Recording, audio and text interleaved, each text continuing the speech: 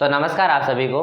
तो आज हमारा IUPAC नाम को लेकर के दूसरा पार्ट है, जिसके अंदर मैंने पहले पार्ट के अंदर जो डिस्कस किया था उसके बारे में आपको बता देता हूं थोड़ा, कि जब किसी भी श्रृंखला के अंदर कार्बन की संख्या 1 हो तो हम उसे कहेंगे मैथ, और यदि किसी कार्बन की श्रृंखला में संख्या 2 हो तो हम इसे कहेंगे एथ। इसी प्रकार से हम यदि कार्बन की संख्या 4 हो जाती है किसी में तो उसे हम कहेंगे ब्यूट।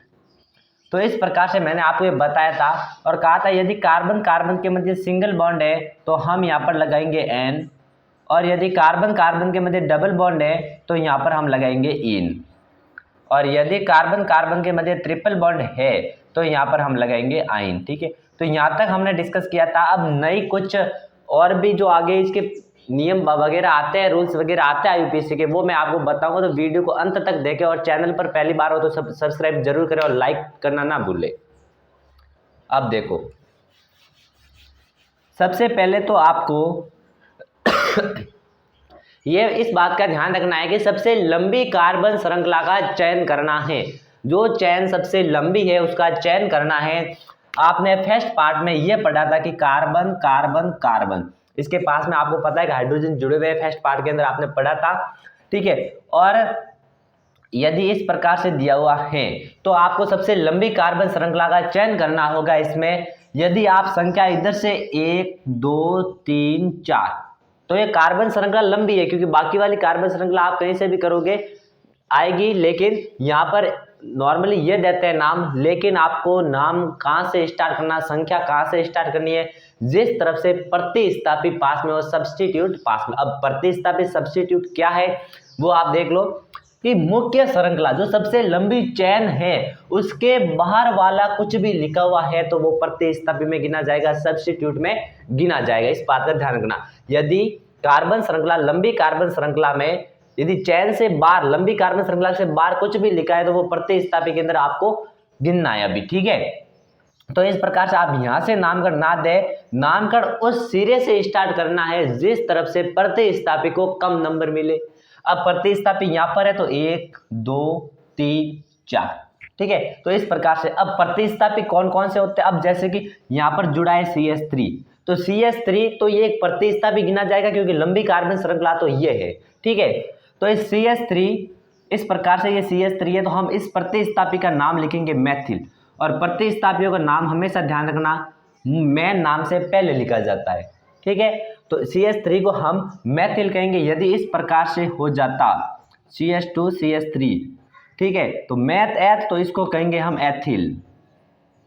तो इस प्रकार से आप प्रतिस्थापियों के नाम दे सकते हो, और मैं कुछ प्रतिस्थापियों के नाम और लिख रहा हूं, जैसे कि यहाँ पर Cl जुड़ा हुआ होता तो अब देखो ये मुख्य कार्बन श्रृंखला से बाहर है, इसलिए ये कहलाएगा प्रतिस्थापी सब्स्टिट्यूट। अब मैं और आपको इन के नाम बता देता हूँ कि आपको क्या क्या नाम लिखते हैं जब प्रतिस्थापी मिले आपको तब।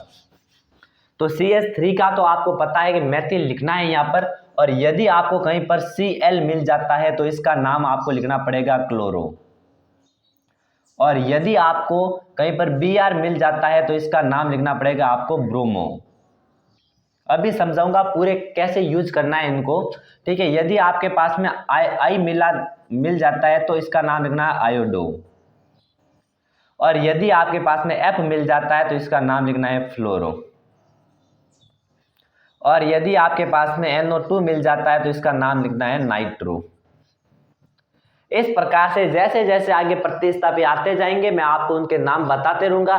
तो यदि ये आपके लिखे हुए नहीं है तो आप जब ये पढ़े तब अपनी नोटबुक साथ में और पेन लेके ही बैठे, क्योंकि ये समझने का टॉपिक है। यदि एक बार समझ गए तो 10 सेकंड से ज्यादा आपको आंसर देने में इसमें टाइम नहीं लगेगा।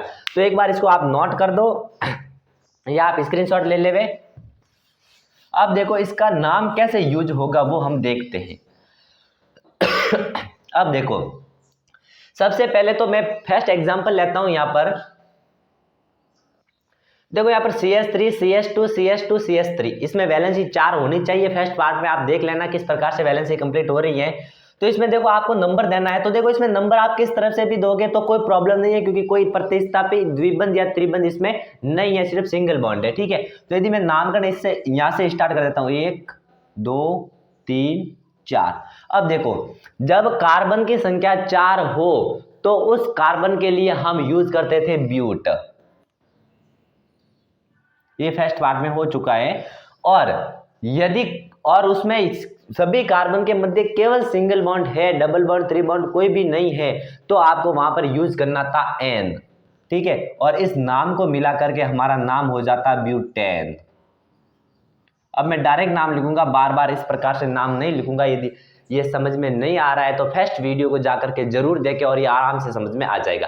अब इधर देखो, इस प्रकार से दी हुई हो भाई, ये श्रृंखला दी हुई है और इससे बाहर कुछ और भी लिखा हुआ है, तो मैंने कहा मुख्य श्रृंखला के बाहर कुछ भी लिखा हुआ है तो वो प्रतिस्थापी गिना जाएगा। अभी हमको नहीं पता है कि इसमें प्रतिस्थापी कौन सा है, तो इससे पहले आपको क्या करना पड़ेगा, इसमें मुख्य श्रृंखला का चयन करना पड़ेगा। आप लंबी कार्बन श्रृंखला का चयन करो। इसमें आपको लंबी कार्बन श्रृंखला का चयन मैं इधर से करता हूं तो 1 2 3 4, तो देखो ये 3 नंबर पे आ रहा है। यदि मैं इधर से करता हूं 1 2 3 4, तो ये 2 नंबर पे आ रहा है। और मैंने आपको कहा प्रतिस्थापी को कम अंक मिले उस तरफ से आपको नामकरण करना है। तो यदि इधर से करता हूं तो काम गड़बड़ हो रहा है, तो मैं इधर से ही कर देता हूं कि ये एक कार्बन, ये दूसरा कार्बन, ये तीसरा कार्बन, ये चौथा कार्बन। अब है कि सर इसको नंबर क्यों नहीं दिया, क्योंकि ये मुख्य श्रृंखला के नहीं है। ठीक है, यदि एक सीधी लाइन में होता, ठीक है, तो हम इसको देते, लेकिन ये साइड में आ रहा है, तो साइड में आने वाले को प्रतिस्थापी कहा जाता है। और मैंने आपको कहा था, सॉरी ये CH3 है, और मैंने अभी यहाँ पर लिखा था कि जब CH3 इस प्रकार से मिले मुख्य श्रृंखला से बाहर, तो उसका नाम मैथिल लिखना है और प्रतिस्थापियों का नाम मुख्य नाम से पहले लिखना है। ठीक है, तो अब देखो, तो इसको मैं लिख लेता हूं मैथिल। अब देखो, मैथिल लिखने से पहले इस बात का ध्यान रखना कि मुख्य कार्बन श्रृंखला में प्रतिस्थापी कितने नंबर पर आ रहा है, तो वो नंबर आपको पहले नोट करना है। आप देख लो 1 2, तो दूसरे नंबर से प्रतिस्थापी, दूसरे नंबर कार्बन से प्रतिस्थापी जुड़ा है, तो यहाँ पर आपको 2 और फिर यहाँ पर आपको लिखना है मैथिल, क्योंकि ये 2 नंबर पे आ रहा है मुख्य कार्बन श्रृंखला में, इसलिए यहाँ पर नाम हो जाएगा 2 मैथिल। ठीक है, अब आपको आगे क्या करना है, नाम और नंबर के मध्य हाइफन, इसको हाइफन कहते हैं, लगाना है, इस बात का ध्यान रखना। अब आगे नाम क्या आएगा, ये हो गया। अब बाकी वाली मुख्य कार्बन श्रृंखला का नाम लिख दीजिए। मुख्य कार्बन श्रृंखला में 4 कार्बन है, 4 कार्बन को ब्यूट कहा जाता है और सभी के मध्य सिंगल बॉन्ड है, तो एन लगाना है, तो नाम हो जाएगा ब्यूटेन। ठीक है, तो सिर्फ ये एक नई बात आई है अभी। ठीक है, तो 2 मैथिल ब्यूटेन, ये इसका नाम हो जाएगा IUPAC। अब मैं नेक्स्ट की बात करता हूं कि इसमें मुख्य कार्बन श्रृंखला का चयन करना है। यदि मैं नंबर इस तरफ से देता हूं 1 2 3, तो भी मतलब हाईएस्ट 3 नंबर आ रहे हैं। ठीक है, कार्बन को। और यदि मैं नंबर इस तरफ से देता हूं 1 2 3, तो भी 3 नंबर आ रहे हैं। ठीक है, और यदि मैं इस तरफ से नंबर देता हूं 1 2 3, तो भी 3 नंबर आ रहे हैं। तो कहने का मतलब है कि आप किसी तरफ से भी नंबर दो, मुख्य कार्बन श्रृंखला हाईएस्ट 3 ही होगी इसमें। ठीक है, क्योंकि हमने नंबर देके ट्राई किया। तो अब मैं अभी यहां से ये मान लेता हूं कि 1 2 3। अब देखो, ये 2 तो जुड़े हुए, 2 नंबर से एक इधर जुड़ा हुआ, एक इधर जुड़ा हुआ। मुख्य कार्बन श्रृंखला तो ये है, आप देखो मुख्य कार्बन श्रृंखला ये है जिसमें 3 कार्बन आ रहे हैं। और मैंने कहा मुख्य कार्बन श्रृंखला से जो भी बार होता है उसको हम प्रतिस्थापी कहते हैं। तो यहाँ पर प्रतिस्थापी 2 है। ठीक है, अब CH3 को मैथिल कहते हैं, इसको भी मैथिल कहते हैं। अब अगेन दोनों को कैसे लिखे, कि दोनों को लिखने के लिए यदि किसी में 2 प्रतिस्थापी सेम है, ठीक है, तो उसको हम 2 लगा करके और उसमें हम वापस, जैसे कि 2 2, तो वापस इसमें लगाना पड़ेगा डाई। ठीक है, और यदि किसी में 2 2 और 2 है, तो इस प्रकार से यदि 2 2 2 और भी है, मतलब कहीं और जुड़ा हुआ है, तो इसमें लगाना पड़ेगा हमको ट्राई। ठीक है, इस प्रकार से 4 है तो क्वाड, 5 है तो, और भी ऐसे ऐसे नंबर आगे बढ़ते जाएंगे। अभी यहाँ पर 2 जुड़े हुए हैं, कहने का मतलब 2 नंबर पर एक प्रतिस्थापी इधर है, एक प्रतिस्थापी इधर है, दोनों सेम है, तो आपको लिखना है 2 नंबर पे, क्योंकि ये 2 नंबर पे जुड़ा है, ये भी 2 नंबर पे जुड़ा है, तो कॉमा लगा के 2। और मैंने कहा जब 2 2 साथ में आए तो इसको लिखना है डाई। तो 2 2 डाई, और जुड़ा किया हुआ कौन सा प्रतिस्थापी है, मैथिल, तो 2 2 डाई मैथिल हो जाएगा, 2 2 डाई मैथिल। अब इसमें आपको वापस क्या करना है कि मुख्य कार्बन श्रृंखला का नाम लिखना है। मुख्य कार्बन श्रृंखला में 3 कार्बन है, और 3 कार्बन को मैंने बताया, 1 को मैथ, 2 को एथ, और 3 को प्रोप कहते हैं, और सिंगल बॉन्ड है तो इसमें आ जाएगा प्रोपेन, एन आ जाएगा। ठीक है, तो इसमें आ जाएगा प्रोपेन।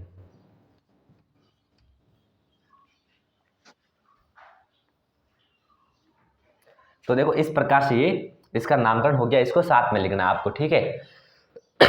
सॉरी। अब देखो, अब हम नेक्स्ट इसका नाम देखते हैं कि CH3 CH2 CH3, इसमें Cl जुड़ा हुआ है। और मैंने अभी अभी यहाँ पर साइड में लिखा था कि जब Cl प्रतिस्थापी के रूप में हो तो इसको लिखा जाता है क्लोरो, ठीक है। तो इस बात का आप ध्यान रखना। तो मुख्य कार्बन श्रृंखला का चयन करना है। मैं यदि इधर से करता हूँ 1 2 3 4, तो इसमें देखो 3 नंबर पे क्लोरो आ रहा, और मैंने कहा प्रतिस्थापी को कम से कम नंबर मिलना चाहिए, ज़्यादा नंबर उसको नहीं मिलना चाहिए। तो यहाँ से हटाओ वापस ये, क्योंकि जब हम इधर से नामकरण करेंगे तो 1 2 3 4, तो कहने का मतलब यहाँ पर 2 नंबर पे आ रहा प्रतिस्थापी और प्रतिस्थापी को कम नंबर मिल रहा है, इसका मतलब श्रृंखला का चयन सही है हमारा। अब इसका नामकरण करना है आपको। तो नामकरण करने के लिए सबसे पहले तो प्रतिस्थापी का नाम लिखते हैं, और प्रतिस्थापी कितने नंबर पे आ रहा है वो लिखते हैं। प्रतिस्थापी एक ही है तो आप लिख दो 2 और वापस हाइपन का चिन्ह और इसमें लिख दो क्लोरो, तो 2 क्लोरो। फिर वापस मुख्य कार्बन श्रृंखला 4 है, 4 को ब्यूट कहते हैं, सभी के मध्य सिंगल बॉन्ड है तो हो जाएगा ब्यूटेन, तो 2 क्लोरो ब्यूटेन। तो ये इसका आईयूपीएसी नाम हो गया। अब मैं नेक्स्ट बात करता हूं जो ऊपर और लिखा हुआ है। अब इसमें है कि CH3 CH CH3 CH3, इसमें Br और ये देखो। अब मुख्य कार्बन श्रृंखला का चयन मैं यदि इधर से करता हूं तो 1 2 3 4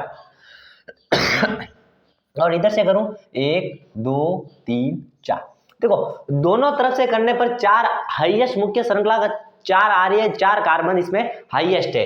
तो आप किसी से भी करोगे चलेगा, लेकिन एक बात का, नई बात का, यहाँ पर नए रूल का ध्यान रखना कि आपको नंबर वहां से देना होता है जहां पर प्रतिस्थापी को कम अंक मिले।